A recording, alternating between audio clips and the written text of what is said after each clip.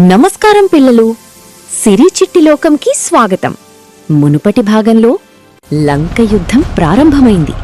హనుమంతుడు మరియు వానరసేన రాక్షససేనపై వీరత్వం చూపించారు. కాని ఇప్పుడు ఇంద్రజిత్ తన మహా దివ్యాస్త్రాన్ని ఉపయోగించబోతున్నాడు. రాముడు మరియు లక్ష్మణుడు ప్రమాదంలో పడతారా? వారిని ఎవరు రక్షిస్తారు? మరి కథ ప్రారంభిద్దాం పిల్లలు.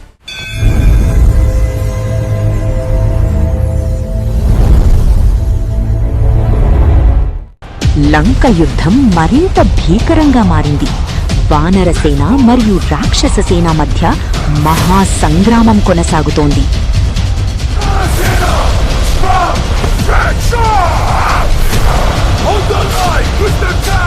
అప్పుడు ఇంద్రజిత్ ఆకాశంలో ప్రత్యక్షమయ్యాడు.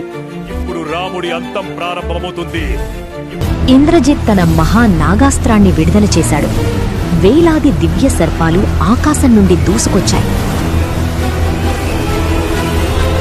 ఆ దివ్య సర్పాలు రాముడు మరియు లక్ష్మణుణ్ణి బంధించాయి. హనుమంతుడు కోపంతో గర్జించాడు. శ్రీరాముడికి ఏమీ కాదు. అప్పుడు ఆకాశంలో ఒక మహా దివ్యకాంతి కనిపించింది. గరుడు అక్కడికి వచ్చాడు. గరుడుణ్ణి చూసిన వెంటనే ఆ సర్పాలు భయంతో పారిపోయాయి.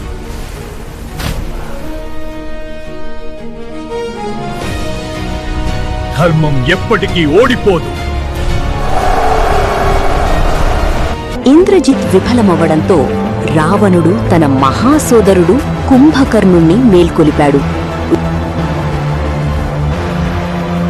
కుంభకర్ణుడు ఒక కొండంత భారీ రాక్షసుడు. అతని అడుగులతో భూమి కంపించింది. కుంభకర్ణుణ్ణి చూసి వానరసేన భయంతో వెనక్కి తగ్గింది. కాని హనుమంతుడు ముందుకొచ్చాడు. హనుమంతుడు మరియు కుంభకర్ణుడి మధ్య మహాయుద్ధం ప్రారంభమైంది. చివరకు శ్రీరాముడు తన దివ్య బాణాన్ని సంధించాడు. ఆ దివ్య బాణంతో కుంభకర్ణుడు నేలకూలిపోయాడు.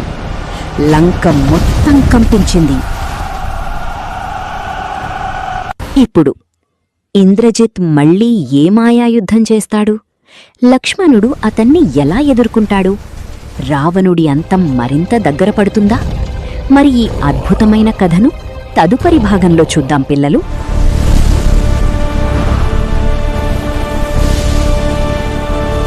సిరి చిట్టి లోకం కిడ్స్ ఛానల్.